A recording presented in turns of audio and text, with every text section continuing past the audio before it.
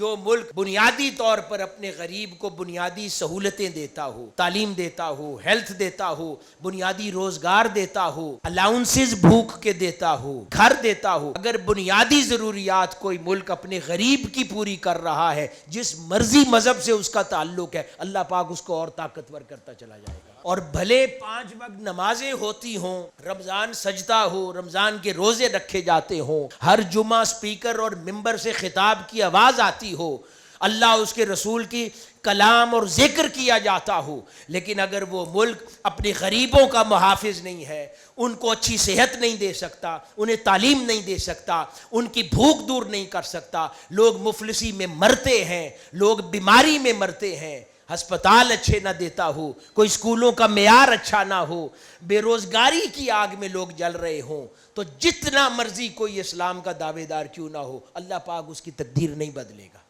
ملکوں کی تقدیر اس ملک کے غریبوں کے ساتھ جڑی ہوئی ہے، یہ آقا علیہ الصلوۃ والسلام کا فرمان ہے۔ اب جس ملک کو اپنی تقدیر سنوارنی ہے، وہ اپنے ملک کے غریب، لاچار اور کمزور طبقات کا محافظ بنے، چاہے وہ غریب ہوں، چاہے وہ اس ملک کے نان مسلمز ہوں۔ جس ملک کو تقدیر سنوارنی ہے، وہ اپنے کمزوروں کا محافظ بنے۔